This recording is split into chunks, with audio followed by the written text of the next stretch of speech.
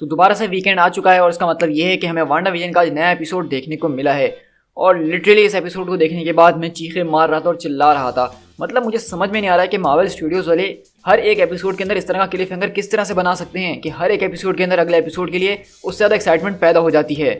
लेकिन आज का जो एपिसोड था उसकी एंडिंग एक बहुत ज़्यादा ज़बरदस्त और औसम किस्म की एंडिंग थी, जिसको मैं अभी आप लोगों के साथ यहाँ डिस्कस करना नहीं चाहूँगा। लेकिन मैं उन लोगों को वार्न कर देना चाहता हूँ कि जिन लोगों ने अभी तक वांडा विजन का ये एपिसोड नहीं देखा है तो वो फौरन से जाके इस एपिसोड को देखें, क्योंकि इसके अंदर एक बहुत ही बड़ा हमारे सामने स्पॉइलर आने वाला है। अगर आप एपिसोड को नहीं देखेंगे तो ये बहुत आसानी से आपके लिए स्पॉइल हो जाएगा, क्योंकि हर तरफ फेसबुक, इंस्टा वगैरह पे इसी की न्यूज़ चल रही है। सो guys, this is speed tiger और आज की इस वीडियो के अंदर हम करेंगे वांडा विजन एपिसोड 5 का ब्रेक डाउन। इस वीडियो के अंदर भर भर के स्पॉयलर्स होने वाले हैं, तो आपको वार्न कर दिया गया है। तो चलिए बिना किसी और बात के इस वीडियो को स्टार्ट करते हैं।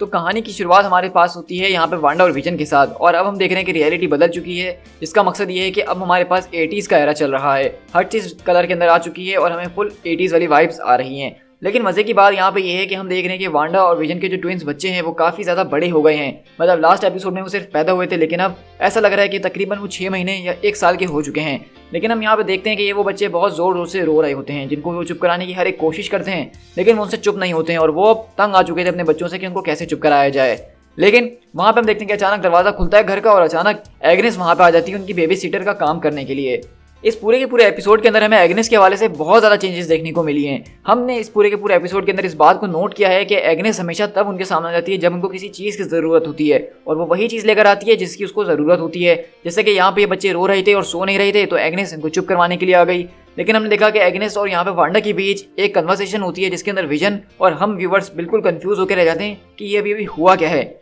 लेकिन वांडा उसको ऐसे इग्नोर कर देती है जैसे कुछ हुआ ही ना हो। और लिटरली यहाँ पे हमें बहुत एक क्रीपी सी फीलिंग आ रही थी और हमें समझ में नहीं आया कि ये हुआ क्या है। यहाँ पे ऐसा लग रहा था कि एग्नेस ने वांडा को अपने काबू में किया हुआ है और वो उससे कुछ करवाना चाह रही है, और वांडा उसके सामने सब कुछ कर भी रही है।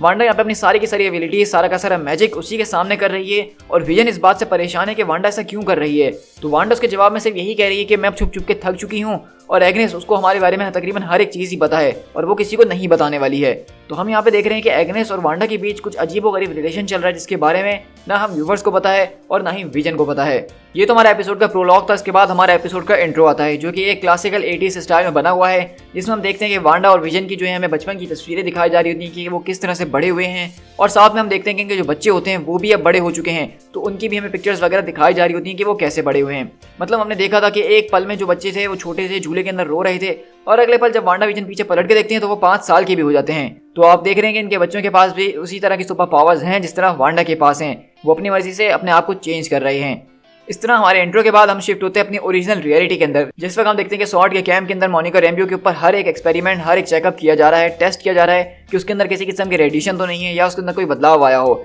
और हम देखते हैं कि यहाँ पे इनकी ये चल रही होती है बातचीत वगैरह, लेकिन इतनी देर में एजेंट जिमी वू और यहाँ पे हम देखते हैं कि डार्सी लोइस आ जाती हैं, जो कि एक दूसरे से इंट्रोडक्शन करवाते हैं। लेकिन डार्सी लोइस कहती है कि मैं मोनिका रैम्बो को बहुत अच्छे तरीके से जानती हूँ और उनकी बहुत बड़ी फ़ैन हूँ। तो यहाँ से बात साबित हो जाती है कि एमसीयू के अंदर कैप्टन रैम्बो ने कुछ ऐसा ज़रूर किया है जिसके ऊपर डार्सी लोइस की नज़रें थी और वो उनकी फ़ैन है। और इसी के साथ हमारा इंपॉर्टेंट पार्ट आता है, जहाँ पे हम देखते हैं कि एजेंट हेवे जो होते हैं सॉर्ड के कमांड, वो यहाँ पे एक मीटिंग को बुलाते हैं और इस सारी की सारी सिचुएशन के ऊपर उसको अब आगे क्या करना है उसके बारे में इनको बताते हैं। तो हमें यहाँ पे कमांडर जो है डायरेक्टली ये बता रहे होते हैं कि वांडा जो है वो एक टेररिस्ट है, उसने बहुत ज़्यादा लोगों को हॉस्टेज बनाया हुआ है और उनको मुर्सी के खिलाफ उनको वहाँ पे रखी हुई है। लेकिन मोनिका रैम्बो और जिमी वू जो है यहाँ पे उसको डिफेंड करने की कोशिश कर रहे होते हैं, और मोनिका कहती है कि मुझे ऐसा नहीं लगता कि वो एक खतरनाक किस्म की टेररिस्ट है, क्योंकि उसको कोई पॉलिटिकल एजेंडा नहीं है। लेकिन हाँ, हमें इस बारे में ज़रूर पता करना पड़ेगा कि वहाँ पे चल रहा है तो क्या चल रहा है। लेकिन हम देखते हैं कि कमांडर इस बात पे कायम रहते हैं कि वांडा एक टेररिस्ट है, और जैसा कि मोनिका रैम्बो ने खुद बताया था कि जब वो उस रियलिटी के अंदर थी तो उसका अपने पर कोई काबू नहीं था, उसको एक दर्द महसूस हो रहा था, उसको एक वायलेंस महसूस हो रहा था। तो इसका सब मकसद यही है कि ये सब कुछ वांडा जो है लोगों से ज़बरदस्ती करवा रही है, कोई अपनी मर्जी से नहीं कर रहा है। और साथ में हमें कमांडर यहाँ पे वांडा की पुरानी हिस्ट्री भी दिखा रहे थे, जिसके अंदर लेगोस का वाकया और जर्मनी के अंदर जो जंग हुई थी कैप्टन अमेरिका सिविल वॉर के अंदर, वो सारी चीज़ें दिखाई जा रही होती हैं कि वांडा जो है कितनी ज़्यादा खतरनाक है और वो क्या क्या कर सकती है। लेकिन हमें यहाँ पे एक मज़ेदार बात ये पता चलती है कि जब जिमी वो वांडा के बारे में हर एक चीज़ बता रहा होता है तो कमांडर पूछते हैं क्या उसका कोई दूसरा नाम नहीं है, जैसे कि पीटर पार्कर का स्पाइडरमैन है, टोनी स्टार्क का आयरन मैन है, तो इसका भी तो कोई नाम होना चाहिए। लेकिन जिमी वो बोलता है कि नहीं, अभी तक इसका कोई इस तरह का फ़नी नेम या निक नेम नहीं है। तो मैं आपको बताता चलूँ कि अगर अभी तक आपने इस बात को नोट नहीं किया था कि अभी तक मार्वल सिनेमैटिक यूनिवर्स यानी MCU के अंदर वांडा को अभी तक स्कारलेट विच के नाम से नहीं बुलाया गया है। और इस बारे में मुझे भी आज थोड़ी सी हैरत हुई कि मैंने इस बात को कभी नोट ही नहीं करा था। मैं समझ रहा था कि इसको सब स्कारलेट विच के नाम से जानते हैं, लेकिन आज हमें ये पता चल रहा है कि इसको स्कारलेट विच के नाम से कोई नहीं जानता है। तो ये बात तो क्लियर हो जाती है कि इसको स्कारलेट विच का नाम इस सीरीज के आखिर तक मिल ही जाने वाला है। और साथ में इसी पूरी ब्रीफिंग के अंदर हमें यहाँ पे ये भी दिखाया जाता है कि किस तरह से वांडा जो है वो एक सॉर्ड की फैसिलिटी के अंदर घुसी थी, जहाँ पे विजन की बॉडी को रखा गया था, उसकी लाश को रखा गया था, और वो वहाँ से ज़बरदस्ती सब कुछ बर्बाद करके उसकी लाश को ले गई और उसने उस रियलिटी के अंदर यानी हेक्स रियलिटी के अंदर जाके उसको रिजरेक्ट कर दिया। इस एपिसोड में हमारे पास ये हेक्स वाली बात भी साफ हो गई है। अब वो लोग जो है वांडा की सारी पावर्स को हेक्स पावर्स बुला रहे हैं, और जो जगह उसने बनाई हुई उसको भी हेक्स से रेफर कर रहे हैं, क्योंकि लिटरली उसने हर एक चीज़ के ऊपर अपना हेक्स बनाया हुआ है। तो ये बात उन लोगों ने नोट कर ली और अब वो सबको हेक्स के नाम से ही डिनोट कर रहे हैं। इसी तरह हम यहाँ से शिफ्ट होते हैं वांडा की रियलिटी के अंदर, जहाँ पे बिली और टॉमी जो है वो यहाँ पे किचन सिंक के अंदर जो है अपने एक डॉग को नहला रहे होते हैं, जो कि उनके मुताबिक उनको नहीं पता कि कहाँ से आया, लेकिन वो बाहर अकेला और रो रहा था। तो वो लोग उसको रखने की जिद करते हैं, लेकिन वांडा पहले उनको मना कर रही होती है और उनको समझाने की कोशिश कर रही होती है कि वो अब इसके लिए बहुत छोटे हैं, कम से कम इसके लिए उनको 10 साल का होना पड़ेगा। तो हम अगले पल देखते हैं कि वो दोनों भाई एक दूसरे की तरफ देखते हैं और दोनों जो है अचानक से 10 साल के हो जाते हैं। और मजे की बात यह कि इस वक्त एग्नेस भी इनके सामने होती है मौजूद, और यहाँ पे एग्नेस के सामने सब कुछ हो रहा है, लेकिन एग्नेस कोई अजीब व गरीब रिएक्ट नहीं कर रही है। तो यहाँ से ये बात समझ में नहीं आ रही है कि एग्नेस को ये सारी की सारी चीज़ें पता है और उसने वांडा को अपने काबू में कर लिया है ताकि वो उसको रिवाइंड करके याददाश्त ना भुलाए, या फिर ऐसा हो सकता है कि वांडा ने एग्नेस के ऊपर ऐसा मैजिक कर दिया कि वो सब देख तो रही है लेकिन उनको समझ में कुछ भी नहीं आ रहा है।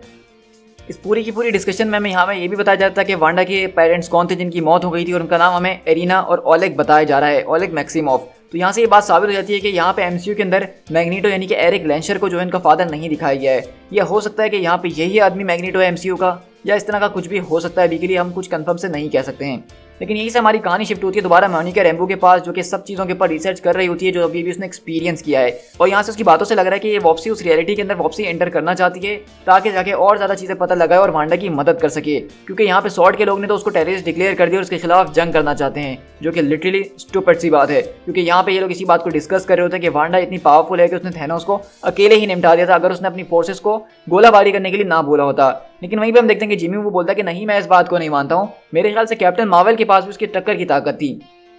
तो इस बात पे हम देखते हैं कि मोनिका रैम्बो जो इस बात को पलट देती है और कहती है कि हम यहाँ पे कैप्टन मार्वल की बात नहीं कर रहे हैं। तो यहाँ से हमें ये बात साबित हो गई है कि मोनिका रैम्बो और कैप्टन मार्वल के बीच में कोई बात हुई भी है, जिस वजह से उनके बीच किसी बात की लड़ाई है और वो उसका जिक्र करना नहीं चाह रही है। अब ये बात क्या हो सकती है, इसके पीछे बहुत ज़्यादा लंबी बहस हो सकती है, लेकिन हम वो यहाँ पे नहीं करेंगे। लेकिन हमने साथ में यहाँ पे यही देखा था इसी डिस्कशन के अंदर कि यहाँ पे मोनिका रैम्बो किसी एरोनॉटिकल स्पेशलिस्ट की बात कर रही होती है कि वो उसको जानती है और उसकी मदद ले सकती है। अब ये यहाँ पे कौन है, हो सकता है कि एक नया कैरेक्टर हमसे इंट्रोड्यूस करवाया जा रहा हो, या फिर कोई पुराना ही कैरेक्टर यहाँ पे री इंट्रोड्यूस किया जाए।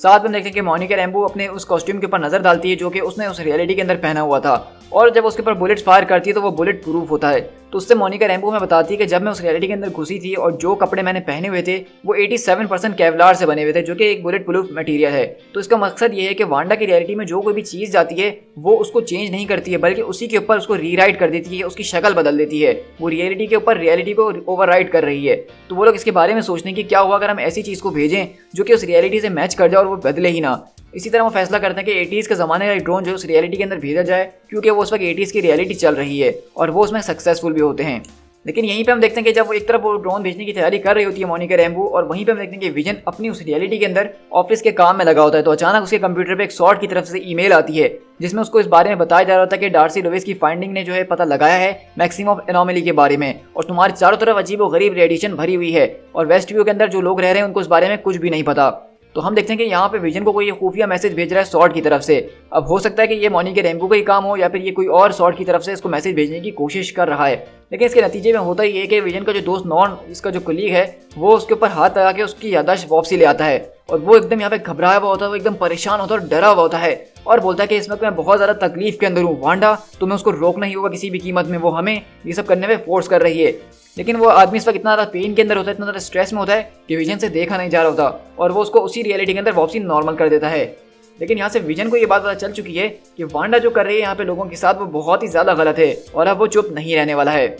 और इसी तरह हम देखते हैं कि जब मोनिका रैम्बो उस ड्रोन को वहाँ पे भेजती है स्कारलेट विच के पास, तो वहाँ पे जो कमांडर हेवर्ड होते हैं वो उसके ऊपर अटैक करने का ऑर्डर देते हैं, जबकि मोनिका रैम्बो ने ऐसा कभी भी नहीं चाहा था। तो ये देख के हम देखते हैं कि अगले पल उनका ड्रोन बर्बाद हो जाता है और उनको एक ब्रीच की खबर मिलती है कि वो जो हेक्स की बाउंड्री है उसको किसी ने पार करने की कोशिश करी है। और इसी तरह हम अगले पल देखते हैं कि सारे के सारे सॉर्ड एजेंट जो है उसकी बाउंड्री के पास पहुंचते हैं अपनी गन्स वगैरह लेके, और वहाँ पे इंतजार करते हैं कि वहाँ से अब क्या चीज़ आने वाली है। और हम देखते हैं कि इस पूरी सीरीज का सबसे शॉकिंग मोमेंट और सबसे ज़्यादा ज़बरदस्त, जहाँ हम देखते हैं कि स्कारलेट विच खुद निकल के बाहर आती है, उस ड्रोन को उनके कदमों में फेंकती है और उनको एक ज़बरदस्त किस्म की वार्निंग देके जाती है कि आज के बाद मेरे घर में कदम नहीं रखना, तुम मुझे बॉदर नहीं करो और हम तुम्हें बॉदर नहीं करेंगे। लेकिन कमांडर हेवर्ड बोलते हैं कि अगर ये इतना ही आसान होता तो हम तुम्हें ऐसे ही छोड़ देते वांडा, लेकिन इस वक्त तुमने पूरे के पूरे टाउन को हॉस्टेज बनाया हुआ है, हम इस बात को नहीं छोड़ सकते हैं। लेकिन वांडा कहती है कि इस वक्त गन्स आपके हाथ में हैं और आप मुझ पे तान के खड़े हुए हैं। लेकिन हम देखते हैं कि यहीं से मोनिका रैम्बो सामने आती है और उसको समझाने की कोशिश करती है कि तुमने मुझे जान से नहीं मारा, तुमने मुझे अपनी रियलिटी के अंदर बुलाया जबकि तुम्हें पता था कि मैं एक सॉर्ड की एजेंट हूँ, मैं तुम्हारी मदद कर सकती हूँ, मैं तुम्हारी दोस्त हूँ। तो वांडा बोलती है कि तुम मेरी किस तरह से मदद कर सकती हो।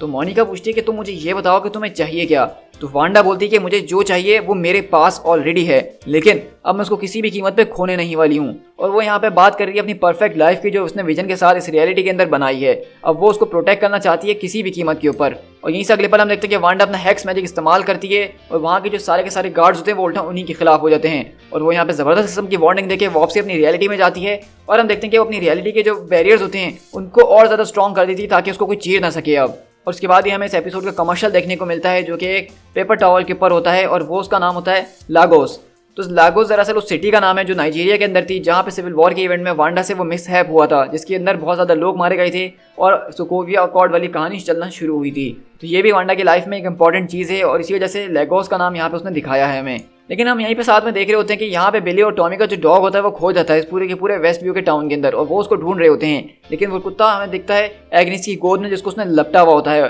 और वो बताती है कि उसने कुछ जंगली पेड़ खा लिए थे जिसकी वजह से वो मर चुका है। लेकिन हम यहाँ पे देखते हैं कि यहाँ पे बिली और टॉमी जो हैं वो अपनी माँ से ये बोलते हैं कि आप इसको वापसी जिंदा कीजिए, आपने कहा था कि हम कुछ भी कर सकते हैं और फैमिली फॉर एवर होती है, तो आपको इसको किसी भी कीमत पर जिंदा करना होगा। लेकिन वांडा अपने बच्चों को यही समझाती है कि हम अपनी पावर्स को इस्तेमाल कर सकते हैं लेकिन हमारे कुछ रूल्स होंगे, हम कभी भी अपनी मर्जी के मुताबिक इस तरह अपनी एज नहीं बढ़ा सकते हैं, हम किसी भी मरे हुए को वापसी नहीं लेकर आ सकते हैं चाहे इसमें हमें कितना भी दुख क्यों ना हो। लेकिन हम देख रहे हैं कि वांडा ने यहाँ पे विजन को लाया है जो कि मर चुका था। लेकिन विजन की बात हम यहाँ पे इसीलिए नहीं कर रहे हैं क्योंकि विजन कोई ह्यूमन नहीं है, वो एक रोबोट था, एक सिंथेसॉइड था। और यहीं से फिर हम शो की एंडिंग की तरफ जाते हैं जहाँ पे विजन जो है रात में वापसी घर पे आता है और वांडा से मुकाबला करने की कोशिश करता है और बोलता है कि मैं सब समझ चुका हूँ कि तुम क्या कर रही हो, तुम यहाँ पे जो लोगों के साथ कर रही हो वो बिल्कुल गलत है, तुम मुझे यहाँ पे काबू करने की कोशिश कर रही हो, तो मुझे चीज़ें भुलवा देती हो, लेकिन अब मैं इसको और नहीं सहूँगा। तो हम देखते हैं कि फाइनली यहाँ पे विजन जो है वो वांडा के ऊपर चढ़ना शुरू हो गया है, उसको पता चल गया है कि वांडा बहुत गलत कर रही है, लेकिन वांडा उसको बस यही समझाने की कोशिश कर रही है कि मैं जो कर रही हूँ हम दोनों के लिए कर रही हूँ। और हमें यहाँ पे विजन ये भी बता रहा है साथ में कि वेस्ट व्यू से पहले उसकी जो भी जिंदगी थी उसके बारे में उसको कुछ भी याद नहीं है, बस उसको ये याद है कि वो लोग एक दिन इस वेस्ट व्यू के अंदर मौजूद थे, लेकिन कैसे ये इसके बारे में इसको कुछ भी नहीं पता। लेकिन हम यहीं पे देखते हैं कि वांडा उसको समझाने की कोशिश करती है कि तुम मेरे एक हस्बैंड हो और तुम्हारे 2 बच्चे हैं और हम एक परफेक्ट लाइफ जी रहे हैं, तो क्या तुम्हारे लिए इतना जानना काफ़ी नहीं है। और हम ये देख के देखते हैं कि विजन जो है थोड़ा सा चिल हो जाता है और उसकी बातों में आना शुरू हो जाता है, लेकिन उसको समझाता है कि वांडा यहाँ पे तुम जो दूसरे लोगों के साथ कर रही हो जिनको तुमने ज़बरदस्ती रखा हुआ है उनका मैंने हाल देखा है, वो इस वक्त एक दर्द के अंदर मौजूद है और तुम्हें उनको उससे आज़ाद करना ही होगा। लेकिन वांडा यहाँ पे बोलती है कि हर एक चीज़ मेरे काबू के अंदर नहीं है जैसा तुम्हें लगता है, तुम्हें क्या लगता है कि मैं इतने लोगों को ऐसे आसानी से कंट्रोल कर सकती हूँ। तो यहाँ से वांडा हमें ये बताना चाह रही है कि हर चीज़ उसके काबू में नहीं है, कुछ चीज़ें नेचुरली चल रही हैं और कुछ चीज़ों के पीछे हो सकता है कि किसी और का हाथ हो मुफेस्टो का। लेकिन हम देखते हैं कि इतनी देर में जब इनके बीच में चीज़ें हीट अप होना शुरू होती हैं तो अचानक दरवाजे पे एक बेल बजती है। तो विजन बोलता है कि वांडा अब ये क्या है। तो वांडा बोलती है कि ये मैंने नहीं किया है, लेकिन विजन बोलता है कि मैं अब तुम्हारी कोई बात नहीं मानने वाला हूँ। तो वांडा बोलती है कि मैं तुमसे कह रही हूँ ये मैंने नहीं किया है, लेकिन अगर तुम्हें मुझ पर विश्वास नहीं है तो मैं कुछ नहीं कर सकती हूँ। तो वांडा बोल रही है कि ये जो बेल बजी है ये इसने नहीं किया है। लेकिन हम देखते हैं कि जब वो दरवाज़ा खोलती है तो वहाँ पे हमारे लिए एक सबसे बड़ा सरप्राइज रखा होता है इस एपिसोड का, जो कि हम देखते हैं कि उसका भाई पीतरो को एक सिल्वर वापसी आ चुका है, जिंदा हो चुका है। लेकिन ये वो क्विक सिल्वर नहीं है जिसको हमने एज ऑफ अल्ट्रॉन के अंदर खो दिया था, बल्कि ये वो क्विक सिल्वर है जो कि पीटर एवंस ने प्ले किया था एक्समैन यूनिवर्स के अंदर। और हम देखते हैं कि ये चीज़ें देख के हमारे साथ वांडा भी शॉक्ड है, क्योंकि वांडा उसको पहले पहचान ही नहीं होती और उसकी थोड़ी देर बाद जाके वो रियलाइज़ करती है कि ये पीतरो है। और वहीं बाहर की रियलिटी में डार्सी भी बोलती है कि उसने अपने भाई पीतरो को रिकास्ट कर दिया है। लेकिन हमारे लिए यहाँ से चीज़ें और भी ज़्यादा कन्फ्यूजिंग हो गई है। सबसे पहली बात तो ये है कि अगर ये पीटर एवंस का क्विक सिल्वर है जो कि एक्समैन यूनिवर्स से यहाँ आया है, तो उसका मकसद साफ है कि वांडा ने रियलिटीज़ के साथ छेड़छाड़ करी, जिसकी वजह से मल्टीवर्स जो है आपस में मिक्स होना शुरू हो गई हैं और इसी वजह से एक्समैन यूनिवर्स अब हमारी मेन यूनिवर्स से मिल रही है, जिसके नतीजे में हमें क्विक सिल्वर यहाँ पे दिख रहा है। लेकिन अगर ये यहाँ पे क्विक सिल्वर हमें देख रहा है तो ये कंफ्यूज क्यों नहीं है, ये सवाल क्यों नहीं कर रहा कि मैं कहाँ हूँ, मैं यहाँ पे कैसे पहुँच गया, बल्कि तो वांडा को पहचानता है और उसको जानता भी है। तो यहाँ पे हमारी एक और नई थ्योरी आती है, वो ये है कि जैसा कि वांडा ने कुछ देर पहले कहा था कि वो मरे हुओं को जिंदा नहीं कर सकती है, तो उसने अपने भाई का जैसा एक और शख्स बना लिया है और यहाँ पे पीटर एवेंस की शक्ल हमें सिर्फ इसीलिए दिखाई गई है ताकि हम लोग इसके लिए एक्साइटेड हो सके और हमें एक कैमियो नजर आ सके, जबकि ये बिल्कुल एक अनदर इंसान है, एक अनदर पर्सन है, ये कोई एक्समैन यूनिवर्स से नहीं है। और यहाँ पे एक पॉसिबिलिटी ये भी है कि यहाँ पे विजन और वांडा के बीच चीजें हीट अप होते हुए नजर आ रही थी, तो उसको कंट्रोल करने के लिए, काम डाउन करने के लिए इस मूवी का विलन यानी कि मुफेस्टो वो इसकी शक्ल में आया हो ताकि उसको काम कर सके। क्योंकि हमें पता है कि विजन के पास तो कोई मेमोरी नहीं है, क्योंकि उसके पास वेस्ट व्यू से पहले की कोई मेमोरी नहीं है, तो उसको याद नहीं है कि क्विकसिल्वर कैसे दिखता था। तो जब वांडा उसको अपना भाई मान रही है तो विजन भी उसको उसका भाई मान ही लेगा। तो अभी के लिए इस एपिसोड खत्म होने के साथ हमारे पास बहुत ही ज़्यादा सवाल आ चुके हैं। क्या वाकई में ये एक्समैन यूनिवर्स का क्विकसिल्वर है? क्या इस तरह से ही म्यूटेंट्स को जो है एमसीयू के अंदर लाने वाले हैं वो लोग? तो इसका मतलब तो ये है कि हमें ह्यूग जैकमैन का वुल्वरीन भी देखने को मिलेगा और वो जितने के जितने एक्समैन हैं उनको रीकास्ट नहीं किया जाएगा एमसीयू के अंदर, या फिर इन सबके पीछे कोई अलग ही कहानी है और हमें ये सिर्फ खुश करने के लिए इन्होंने दिखाया था। वैसे मैं आपको बताना चाहूँगा कि वांडा यानी कि एलिजाबेथ ओल्सन ने अपने इंटरव्यू में ये बताया था कि इस पूरी की पूरी सीरीज़ के अंदर एक बहुत ही अनएक्सपेक्टेड कैमियो होने वाला है जिसके बारे में किसी ने भी नहीं सोचा होगा। लेकिन मेरे ख्याल से वो यहाँ पे इस कैमियो की नहीं बल्कि शायद किसी और कैमियो की बात कर रही हैं जो कि हमें लास्ट एपिसोड में कहीं देखने को मिलेगा। लेकिन अभी इस मिस्ट्री को सॉल्व करने के लिए हमें एक और एपिसोड का इंतजार करना पड़ेगा और हमें एक हफ्ता रुके देखना पड़ेगा कि यहाँ से स्टोरी कहाँ लीड करती है। सो गाइस, आई होप कि आपको मेरी वीडियो काफ़ी ज़्यादा पसंद आई होगी। इस वीडियो के अंदर जितनी ज़्यादा इंपॉर्टेंट चीज़ें थी वो सब मैंने आपके साथ डिस्कस कर दी हैं, और अगर इसके अलावा भी आपकी कोई कंफ्यूजन है तो आप मुझे कमेंट करके पूछ लीजिएगा, वरना मुझे इंस्टाग्राम पे डीएम भी कर सकते हैं। मैं इस एपिसोड को देखने के बाद बहुत ही ज़्यादा अपने होश खो बैठा था। जब मैंने पीटर एवेंस के क्विकसिल्वर को देखा तो मुझे इससे लगा कि शायद एक्समैन के यूनिवर्स को इसी तरह इंट्रोड्यूस करवाया जाने वाला है।